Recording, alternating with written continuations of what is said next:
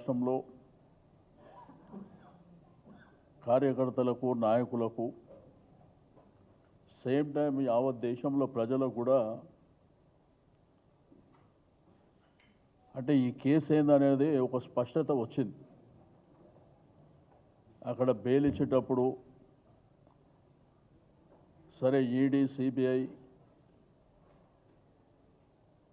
వాళ్ళ తరపు నుంచి మాట్లాడేటువంటి అక్కడ ఆర్గ్యుమెంట్ చేసేటువంటి అడ్వకేట్స్ కానివ్వండి, మన అడ్వకేట్ కానివ్వండి, ఏమేం విషయాలు జరిగినాయో మీ మీడియా ద్వారా చాలా తేటతెల్లమైనాయి.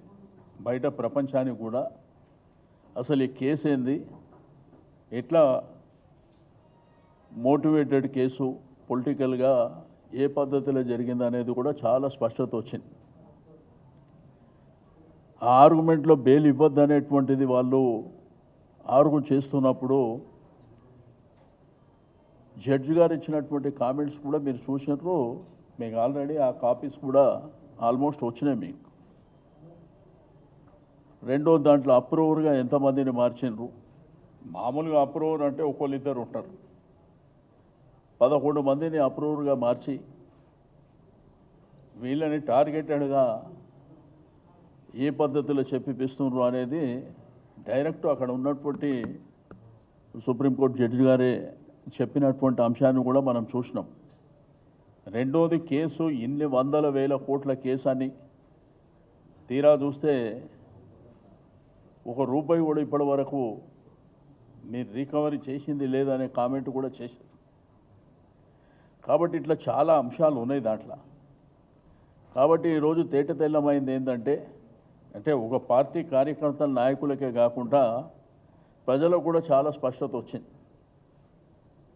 ఎందుకంటే రాజకీయ వ్యవస్థల గవర్నమెంట్లు అనుకుంటే ఏదైనా చేస్తారనడానికి ఈ ప్రత్యక్ష నిదర్శనంగా మరి కేసు వచ్చినటువంటి సందర్భం.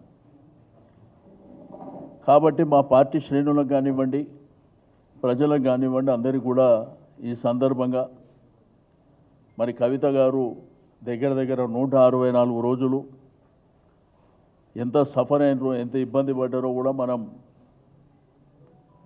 మీ మాధ్యమాల ద్వారా కానివ్వండి, మీడియా పత్రికల ద్వారా కానివ్వండి, ఆమె ఎన్ని కేజీలు తగ్గింది, హాస్పిటలైజ్ కావడం, ఇవన్నీ అంశాలు.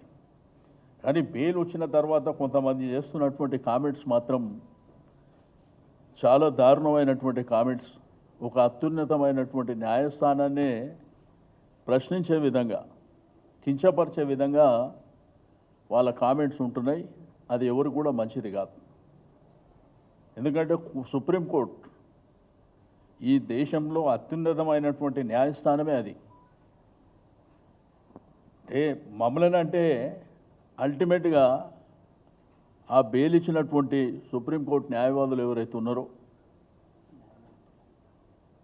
ఆ జడ్జిలు ఎవరైతే ఉన్నారో న్యాయమూర్తులు, వాళ్ళని కించపరిచినట్టు, వాళ్ళని అవమానించినట్టే అని మరి భావించవలసి వస్తుందని చెప్పి నేను ఈ సందర్భంగా తెలియజేస్తూ ఉన్నాను. కానీ మాట్లాడినది కూడా ఒక బాధ్యత గల వ్యక్తులు మాట్లాడుతున్నారు, అది మంచిది కాదు. ఏ పద్ధతిలో కూడా మంచిది కాదు. రెండోది కేసు విషయంలో కానీ, పూర్వపరాలు కానీ, అక్కడ జరిగినటువంటి ఆర్గ్యుమెంట్స్ కానీ, అవన్నీ కాపీలు కూడా ఆల్రెడీ మీ దగ్గర ఉన్నాయి. లేదంటే ఆ కాపీస్ కూడా పంపిస్తాం. శ్రేణులు మాత్రం రాష్ట్ర వ్యాప్తంగా సంబరాలు చేసుకుంటున్నారు, చాలా సంతోషంగా ఉన్నారు. ఉదయం నుంచి ఇక్కడ కూడా సంతోషంగా ఉన్నారు. ఇప్పుడు అల్టిమేట్గా ఏంటంటే బెయిల్ ఎందుకు వచ్చింది? కేసులో ఉన్న వాళ్ళు అందరికీ బెయిల్ ఇచ్చారు. కొంతమంది అప్రూవర్గా మార్చుకొని బెయిల్ ఇచ్చారు, ఉన్నోళ్ళకి అందరికీ బెయిల్ ఇచ్చారు. ఈమెకు బెయిల్ ఎందుకు ఇవ్వద్దో నా అర్థం కాని ప్రశ్న. అంటే బెయిల్ ఇవ్వకుండా ఇంకా పర్మనెంట్గా అక్కడ అన్ననే ఉండాలన్నట్ట. అంటే వాళ్ళ మాట్లాడే విధానం ఏందో నాకు అర్థం కాలే. ఆ రోజు కూడా వాళ్ళు కేసు ఉందని చెప్పి కవిత గారి ఇంటికి వచ్చినప్పుడు మేమందరం ఉన్నాం. అక్కడ గౌరవప్రదంగా మర్యాదగా పంపించినాం మేము. కానీ ఈరోజు మాట్లాడేటువంటి వ్యక్తులు రాజకీయాలలో మీరు మేము అనుకోవచ్చు, ఒకరినొకరు దూషించుకోవచ్చు, ఒకరినొకరు విమర్శలు చేసుకోవచ్చు, కానీ మీరు అత్యున్నతమైనటువంటి న్యాయమూర్తులను అవమానపరిచే విధంగా మాట్లాడడం అనేది చాలా బాధాకరమైనటువంటి అంశం. తప్పకుండా మరి వ్యవస్థని ఆలోచన చేయవలసినటువంటి అంశం అని చెప్పి తెలియజేస్తాం.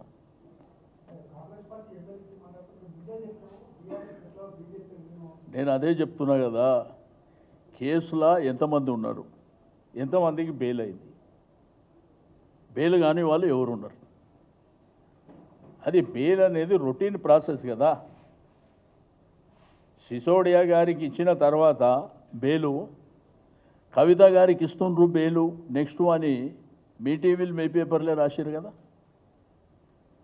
అంటే మామూలుగా రొటీన్ ప్రాసెస్ లోపల నెక్స్ట్ మీకు బెయిల్ వస్తుందని చెప్పి మేమెవరం మాట్లాడకముందే మీడియా కానివ్వండి, పత్రికలు కానివ్వండి, రాజకీయ నాయకులు కూడా మాట్లాడినటువంటి సందర్భం.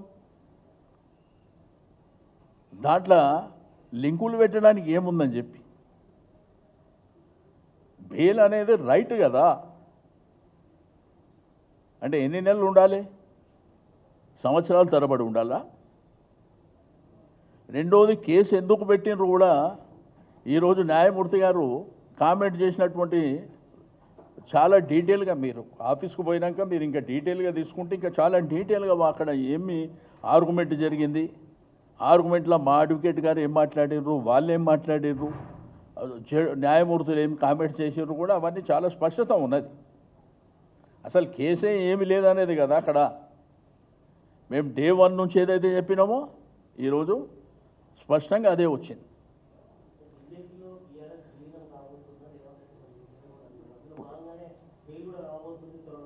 నేనేమంటా అంటే, ఇది రాకూడని బెయిల్ ఏమన్నా వచ్చిందా? రాకూడని బెయిలా ఇది? ఈ కేసులో ఇప్పటి వరకు ఎంతమందికి బెయిల్ ఇచ్చిండ్రు? లేకపోతే వాళ్ళందరూ లోపల ఉండి కవిత గారికి ఏమైనా బెయిల్ ఇచ్చిర్రా? అంటే కేంద్ర ప్రభుత్వం లోపల సుప్రీంకోర్టు అంతా వాళ్ళ చేతులు ఉందనా మీరు మాట్లాడేది? అంటే ఇక్కడ రాష్ట్రంలో ఉంటే ఇక్కడ ఉన్నటువంటి కోర్టులన్నీ వాళ్ళ చేతులు ఉన్నట్టు మాట్లాడినట్ట. కాబట్టి బాధ్యత గల వ్యక్తులు దయచేసి అట్లా మాట్లాడద్దు. అరే అక్కడ బెయిల్ వచ్చి దగ్గర 164 రోజుల తర్వాత బెయిల్ వచ్చి ఓ వైపున కుటుంబం కానివ్వండి, రెండో వైపున కార్యకర్తలు కానివ్వండి, నాయకులు కానివ్వండి, సంతోషపడే సందర్భం కూడా లేకుండా వెంటనే కామెంట్స్ చేస్తారు. 2 పార్టీలు కూడా కామెంట్ చేస్తున్నాయి. ఆ 2 పార్టీలో కూడా ముఖ్యమైనటువంటి వ్యక్తులు కామెంట్ చేస్తూ, చట్టం తెలిసి రాజ్యాంగం తెలిసినటువంటి వ్యక్తులు కామెంట్ చేయడం అనేది ఎంతవరకు సమంజసం? తప్పది. బాధ్యత గల వ్యక్తులు ఉండి ఆ విధమైనటువంటి కామెంట్ చేయడం ఏంది? అంటే కోర్టును ధిక్కరించినట్టే కదా, కోర్టుని న్యాయమూర్తులను ధిక్కరించినట్టే, వాళ్ళని కించపరిచినట్టే కదా. తప్పకుండా ఇది సరైనటువంటి పద్ధతి కూడా కాదు.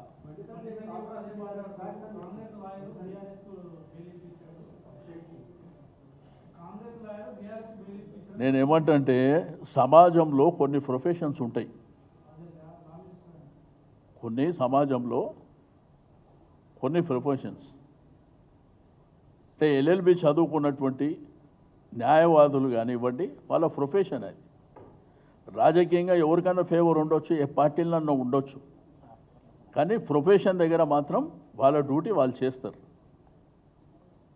ఇప్పుడు రెండోది, మన దగ్గర మన టెంపుల్స్లో అయ్యవార్లు ఉంటారు. పంచాంగం చెప్పేటప్పుడు మీకు చూస్తారు కదా, అన్ని పార్టీ ఆఫీసులలో పంచాంగాలు చెప్తారు. అది వాళ్ళ వృత్తి. ఇప్పుడు ఫిలిం ఇండస్ట్రీ ఉన్నది, వాళ్ళు ఏ పార్టీలన్నా ఉండొచ్చు, ఎవరికైనా సింపథైజర్ ఉండొచ్చు, బట్ ప్రొఫెషన్ దగ్గరకు వచ్చినప్పుడు అలా ప్రొఫెషన్ చేయాలి. అంతేగాని వాళ్ళను కూడా మీరు అవమానపరిచే విధంగా మాట్లాడడం ఇది న్యాయం కాదు, ధర్మం కూడా కాదు. అంటే ఆడబిడ్డ ఇక పర్మనెంట్గా జైల్లో ఉండాలి, జైల్లోనే, అదా మీ పద్ధతి? అదే విధంగా ఉంటుందా?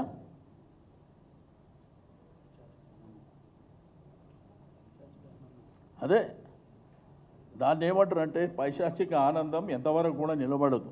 ఆ రోజు సంబరాలు చేసుకున్న మీరు ఈరోజు జరిగినటువంటి వాతావరణం లోపట కాబట్టి మరి బెయిల్ వారు రేపు వస్తుండ్రు, సాయంత్రం రిలీజ్ అయ్యి రేపు మధ్యాహ్నం చేరుకుంటారు ఇక్కడికి.